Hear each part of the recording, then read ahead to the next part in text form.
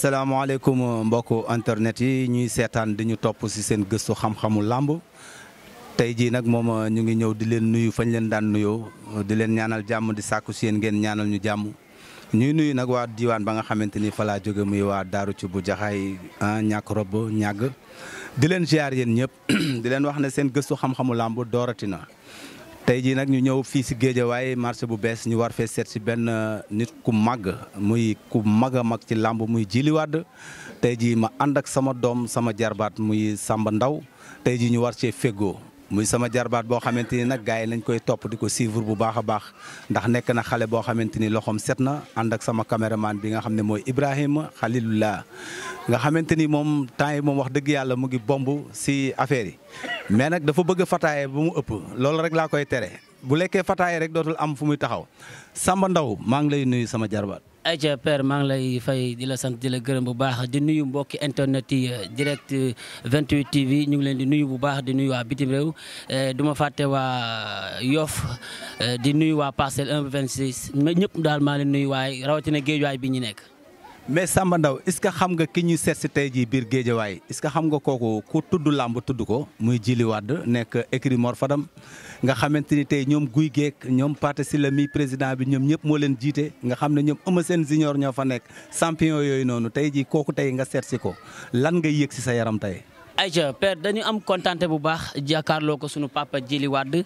di waxtaan ak moom ci làmb ndax ku ne Djily Wade xam ne xam-xamu làmb ci moom la yem xam ne làmb rek lay itteewoo làmb lay liggéey donc kooku bu ñu jàkkaarloo moom tey dinañ waxtaan ak moom ci lu yaatoo yaatu ci li nga xam ne ni moom mooy làmb.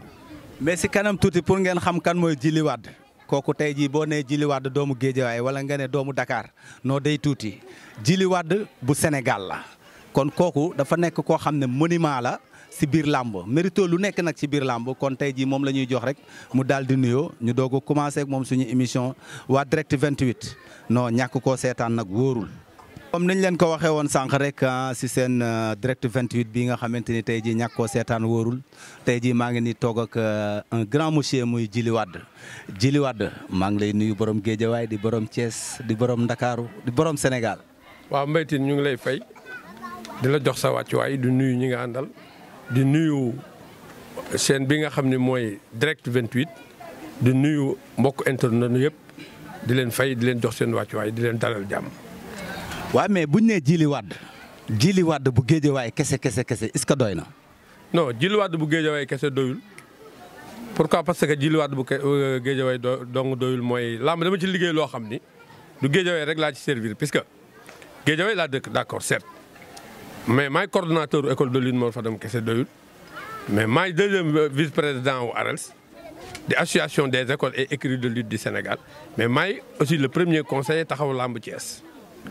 kon mën naa ni Djily Wade bu Sénégal ngay wax rek. mais xam nga Djily Wade man moom maanaam ñun ay supporters lañ ci làmb ma yàgg laa dégg ci làmb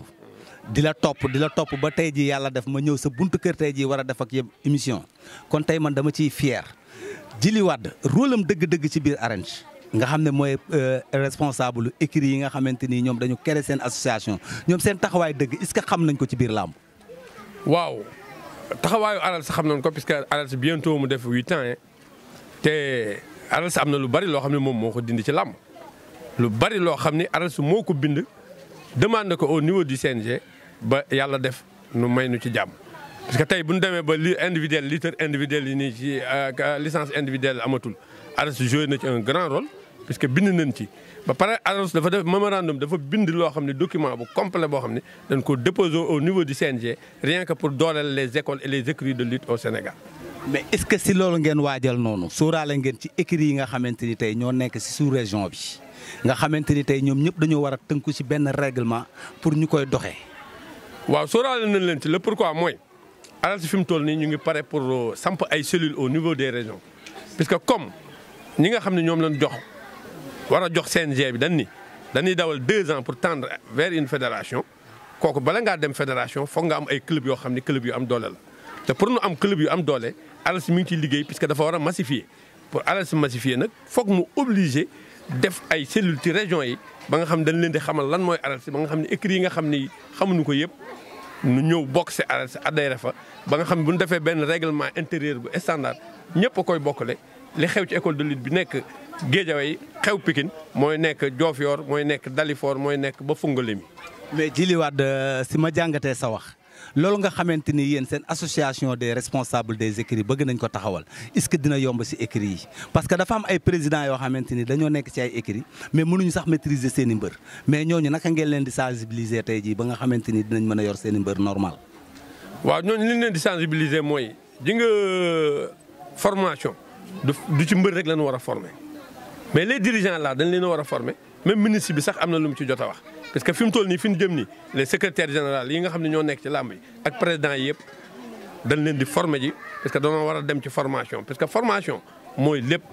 parce que nag bu ñu demul ci formation doo mën a am benn entité boo xam ne da nga koy diriger parce que ki nga xam ne moo jiite bu xamul maîtriser wul li muy def kooku mënta jiite kenn te léegi nag AREELS lan mooy problème am mooy ñun li ñu jóg loolu dafa bokk ci suñu programme. mooy woo ñi nga xam ne ñoo ŋànk écuries yi ak écoles yi xamal leen lan mooy règlement ak texte teg leen ci ay yoon ba nga xam ne ëllëg si bi dinañ mën a tàggat ñi ñu yor.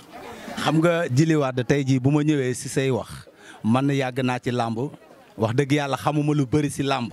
mais tey jii dafa am jàngat yoo xamante ni ñun dañ koo def yàgg topp AREELS nga xamante ni ñoom ba ñu nekkee ci làmb ak léegi tey su ma seetloo ba seetlu ren jii lañu nit ñi commencé reconnaître AREELS ana lan moo ban liggéey moo waral loolu ak ñan ñoo nekk ci ginnaaw AREELS tey ba mu war a mën a egg foofu.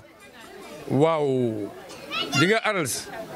association la boo xam ne yow Mbaye boo nee yàggoo ci làmb xamoo ci làmb dara da ngay wax lu la neex rek parce que ñëpp xam na ne yow ndaanaanu làmb nga parce que yow AREELS nga bokk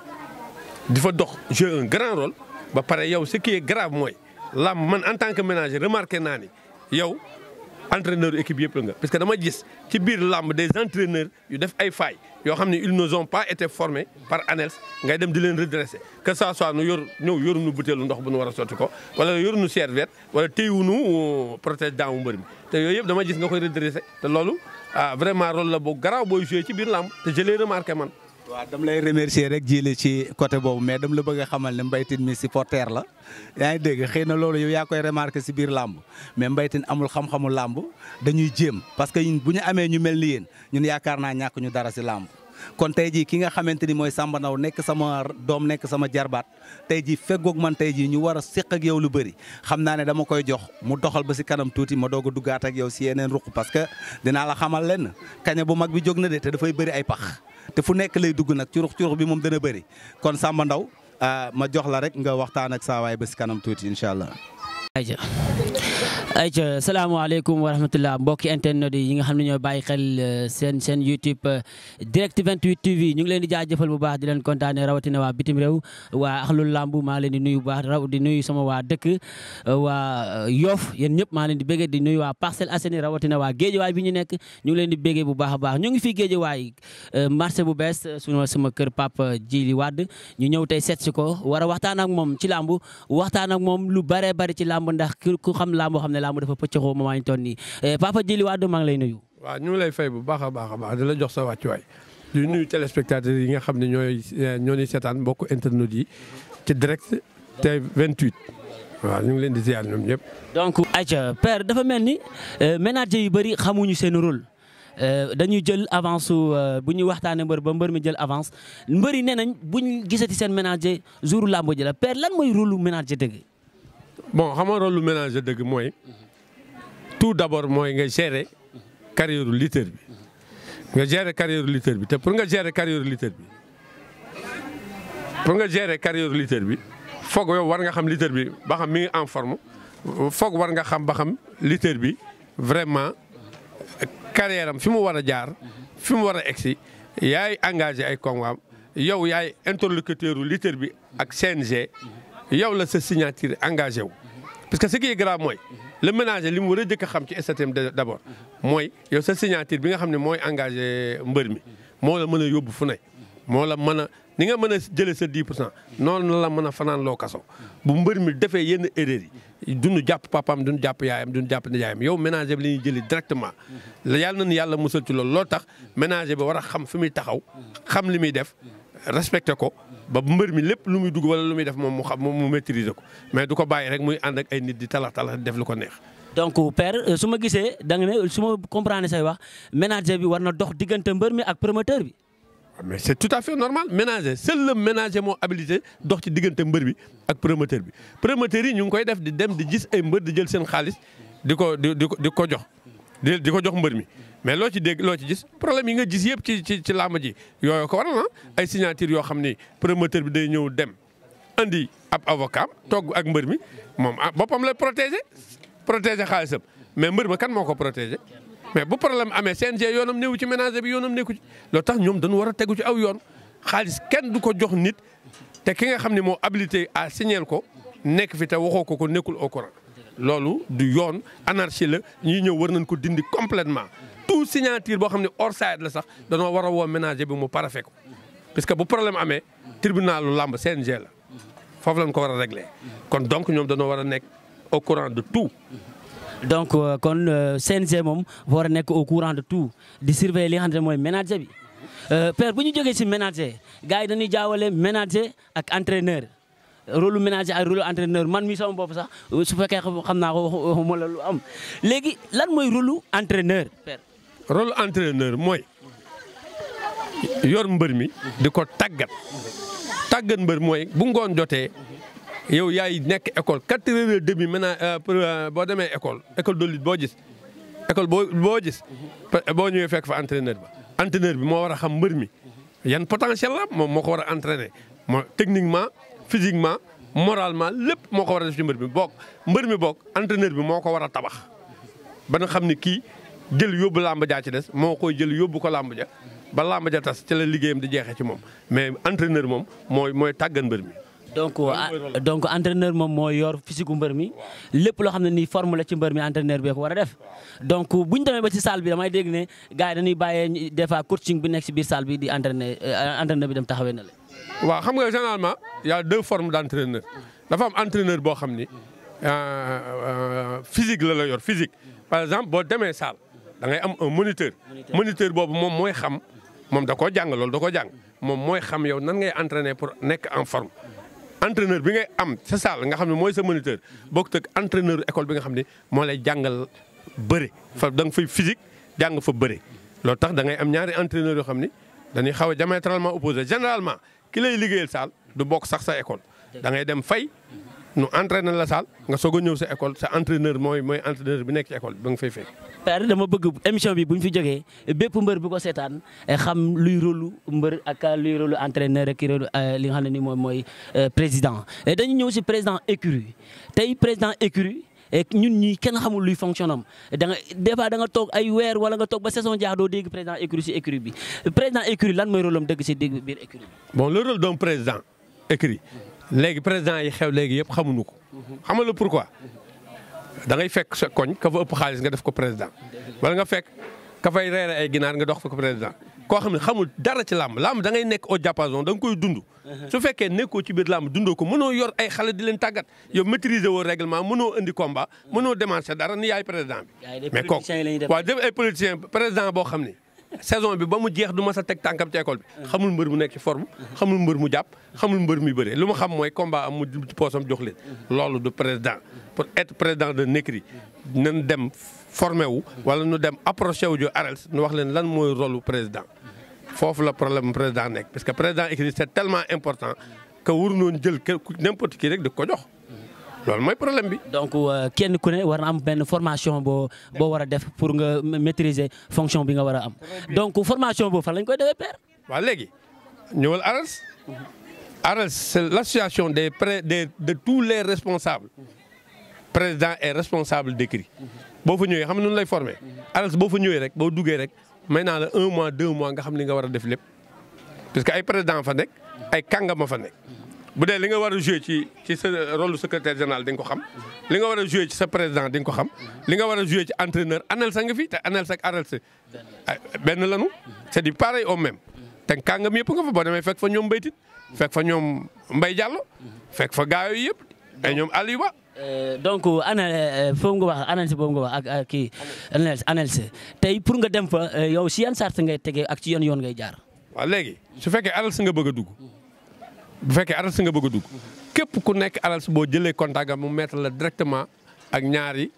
ak président bi Malick Ngingue wala mu mettre la en contact ak man wala mu mettre la en contact ak Jaxate wala mu mettre la en contact ak Cheikh Tidiane Niang bu Lansar wala Pathé Sylla bu école de lutte Mor Fadam koo ci approché mu wax la comment faire pour entrer dans l'arène.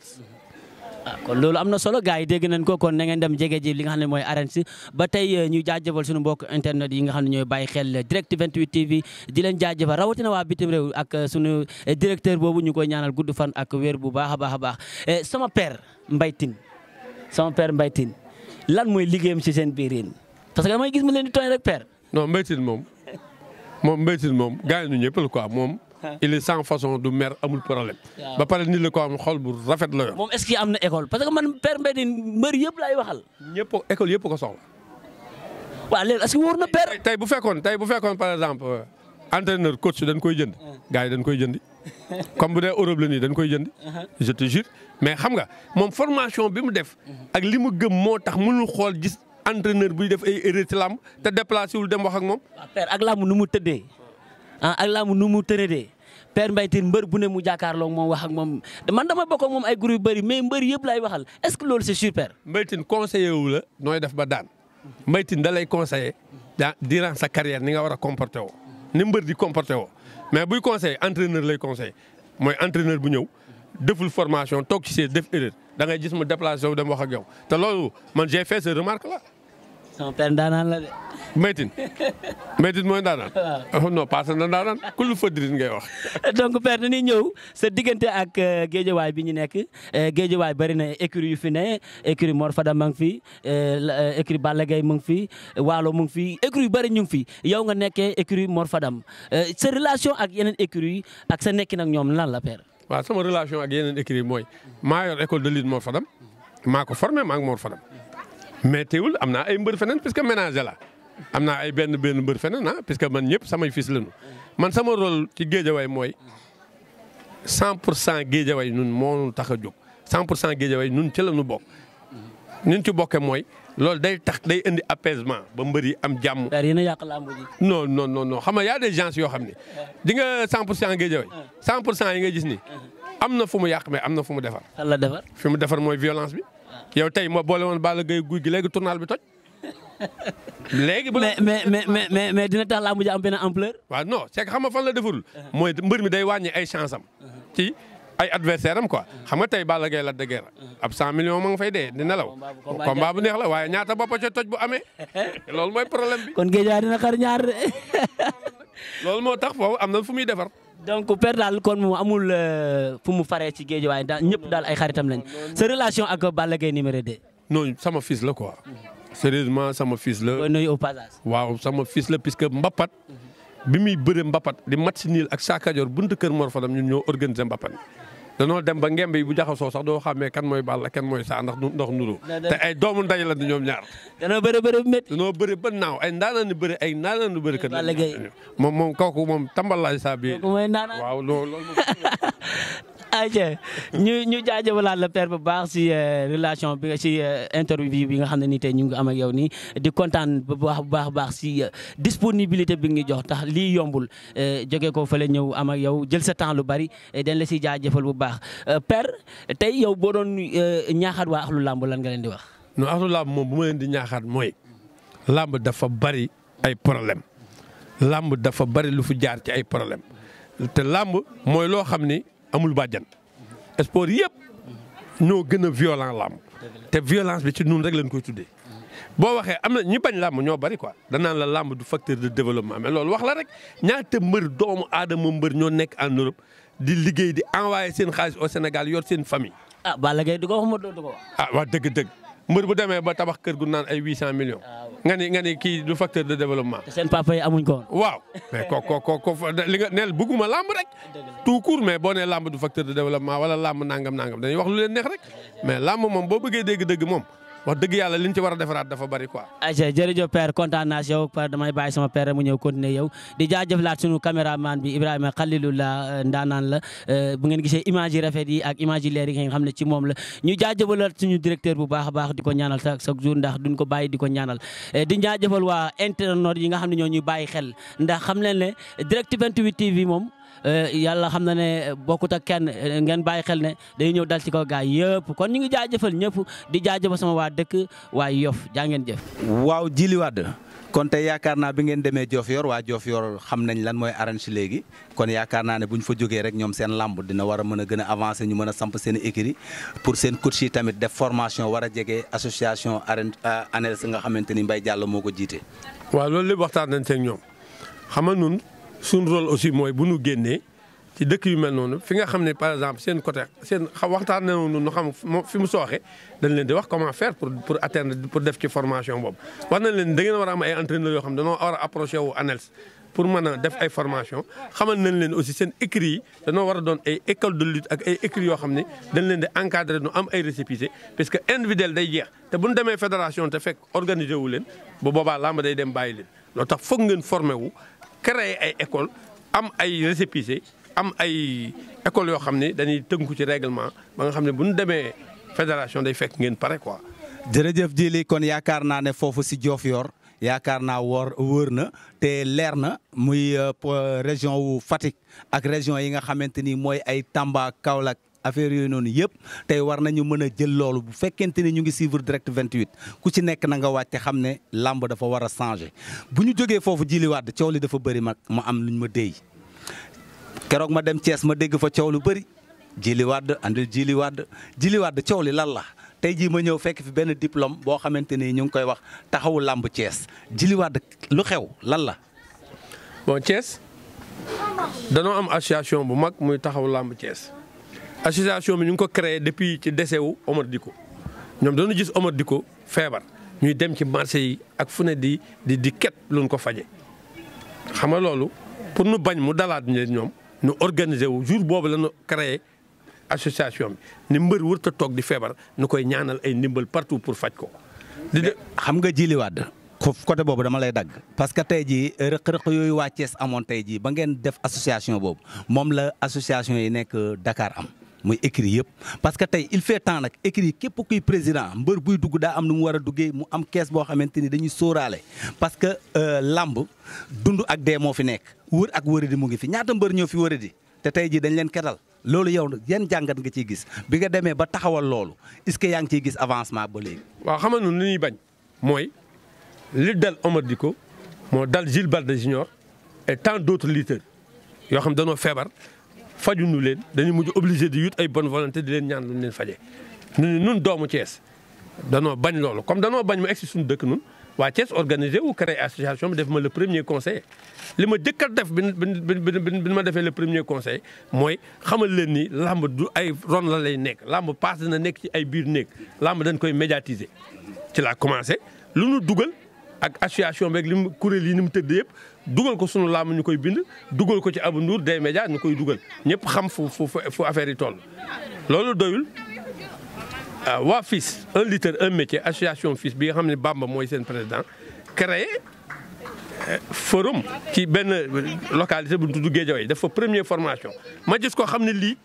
opportunité la te làmb dañ ko war a décentraliser du Dakar rek puisque léegi si la làmb na yem Dakar mais bu njëkk combat bu neex Thiès nga ko seetaane. waaw mais Djily Wade xam nga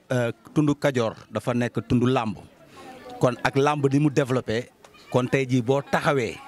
war a defar làmb Thiès kon kooku dañ la si sant di la ci gërëm xam naa ne ñu ngi jël sa temps te waxtu waa ngi jëm ci xëcc pour jeex fu mu toll nii li may dugg rek mooy combat bi nga xamante ni jël nga ko Djily Wade yow bi ngay jël dañoo takk say bët wala naka la demee muy rëg-rëg bi nga jël. waaw mais Mbaytin nun bëgg nu bong bëgg nu lu nooy Mbaytin làmb boo ci bëggee lu nooy demal toog làmb xam nga lan mooy problème bi kenn rawul kenn làmb xam nga lu tax làmb dañ lay rawee nit dina la rawee 5 combats wala 6 nga am benn victoire dabe ci làmb boo bëree la daan dem daanu toog. mais est-ce que xam nga xale bi ngeen jël dafa nekk phénomène ci làmb. xale bu tàng jër laa jël te dama koy moxoñ pour jàll. mais combat boobu nag mbokku internet yi ku ko tardé ku ne tardé nga lu rëy biir stade parce que diggante guy gi ak rëg-rëg man de kooku man sama combat la ndax ku wax guy gi xam ne dafa am slogan bu mu am ci làmb ndax dafa aay ci xale. mais rëg-rëg tamit dafa nekk benn phénomène boo xam ne ni dafa génn si lutte simple tey ñëw ci bëre dóor ne léegi nag dootul demati si lutte simple bi léegi si dóor bi la mais il faut mu jël ñi nga xamante ni ñoo ko raw. waa Djily Wade tey jii rëg-rëg bi nga xamante ni jël nga ko tey jii nga xamante ni rëg-rëg ginnaaw gi daa yaatu de. waaw xamal tax ma jël ko xam nga dèjà yow yaa ngi wax waxu Reug Reug mais Reug Reug bu ñu ko fi tegee Sénégal gépp ko ñëw tegg ko kenn nangu ko jël te muy mbër comme tout un chacun mais doo man kooku damay xam ne kii man jël ko su ma ko jëlee daan ko kooku kenn waxatu ko mais Reug Reug gën ta nekk ci làmb Ama Baldé dama ko moxoñ Reug Reug gën ta nekk ci làmb Siteu dama ko moxoñ mais kon ñooñu wax dëgg yàlla boo ma joxee Reug Reug kuy jàpp jaan doo faale jiit. dëgg-dëgg ay champion nga daan de. ah waaw léegi nag nun ma lu tax nga jël Reug Reug li mu nekk ci làmb moo tax ma jël ko. mais nag xam nga dafa am loo xamante ni yaa ngi koy wax naan daa am ñu koy moytu mais Reug Reug lan la si mbër di mu war a moytu. amul benn mbër bu avancé benn écrit presque bu avancé Reug Reug demul yoo xam nga loolu sax boo nekkee ci làmb. mais tey jii boo xoolee combat boobu. Reug Reug ni mu def Maodo. def ko ki nga xamante ni mooy Elton. mais tey jii est-ce que du yegg ak guy gi foofu. waaw yow tamit yow Maodo nga wax Maodo ak guy gi kooku rek am doo dëgg nag làmb mbër la comme ñëpp ah mais c'est diamétralement opposé. mais attention poids yi dañoo tolloo. waaw poids yi dañoo tolloo mais adversaire yi tolluwul carrière bi tolluwul fi nu jaar yi du benn. et puis Maodo day bëre day xeex. waaye xoolal na bëre na xeex na yanu mais bokku nu jaar man fu tar rek laa jaar ba egg si fii. mais man xam nga fan lay xalaat ci combat boobu ay Reug Reug bu jaaree say falan. man ngaa gis ko jaar samay falan. waaw mais kooku kay moom jéem nañ ko ba sonn parce que Ama Baldé jéem na ko mais dafa échec mais est-ce que Reug Reug bu fa eggee foofu guy gi du am dara. waaye foofu moom saa waay bu fa jaaree moom mooy gën a neex sax na fa jéem a jaar. waaw kon nag mbokku internet yi yéen a ko dégg noonu kii mooy Djily Wade muy le grand ménager bu Guédiawaye nekk écurie Mor Fadam tey jii ñuy ñaanal nag Mor Fadam yàlla xare ko àjjana ndax bàyyil na ko loo xamante ni wax dëgg yàlla dafa diis ñuy ñaan yàlla tamit yéen bi oyof ci kaw moom ak Pathé Sylla mi nga xamante ni moom la nekkal wax dëgg yàlla Pathé nangul ko lépp loo xamante ni da koy def ci écurie ba rek Pathé nangul na ko kon Djily Wade waxtu bi xëccu na jëm si jeex tey jii boo amoon ñi nga war a sant ak ñi nga war a gërëm léegi lan ngay tàggatoo ak lan ngay dénkaat waa axlu làmb. waaw ñi may tàggatoo mooy ñi may gërëm ñëpp mooy tout d'abord ma famille quoi sama famille samay doom sama soxna samay dëkkandoo quoi waa Guédiawaye premièrement deuxièmement mooy écurie bi ma porté école de lutte Mor Fadam tamit dama leen di nuyu ñoom ñëpp di leen ziar di leen sant di wax Mor Fadam yàlla na ko yàlla xaral àjjana puisque tey lu ma doon ci làmb rek ak lu ma tekki ci làmb ak lu ma doon ci làmb ak grade bu ma am ci làmb rek c'est grâce à lui puisque daf ma former sur tous les plans daf ma construire par pièce ci làmb tàggat ma ci ba ma am ci li ma am nii tey da tax fu ma toll rek damay ñaan yàlla xaral ko àjjana ci barke yonent bi di nuyu waa association ARELS sama ARELS yëpp li commencé ci président Malick ñi ngi ba ci yow mi toog ak man di nuyu waa association taxaw làmb Thiès bi nga xam ne maay seen premier conseil coordonnateur ba Pambay président Ismaïla Mbaw ñoom ñëpp maa ngi leen di nuyu Guédiawaye gépp bàyyiwuma kenn di nuyu képp koo xam ne rek yaa ngi yeewoo Guédiawaye maa ngi lay nuyu. waaw comme niñ leen ko waxee woon rek tey ji dañu dugg si woon Guédiawaye fii ci marché bu bees ñëw seet si un grand monument muy Djily Wade tey jii muy koo xamante ni dañ koo xam si làmb muy seen émission bi nga xamante ni moom mooy daw direct 28 TV muy émission bu mag a mag boo xamante ni na ko ñëpp di xaar rek comme niñ koy waxee chaque jour. muy émission bu ñuy wax gëstu xam-xamu làmb tey ma ciy feggoog sama doom muy Samba Ndaw tey ñu jàllale woon tey jii Djily Wade muy ménager bu mag nekk bokk ci làmb tamit nekk écurie Mor Fadam bàyyil ko loo xamante ni lu rëy la ñu koy féliciter bu baax a baax si diplôme bi nga xamante ni waa ànd taxawu Thiès jox nañ ko nekk membre ARENS boo xamante ni wax dëgg yàlla mu ngi doxal waaram ci làmb di wax ne moom ay waxam jar nay déglu kon donc ñu ngi koy jaajëfal bu baax a baax si oyofte bi nga xamante ni moom la am tey ak yiir ñu këram ñu koy sant bu baax di ko gërëm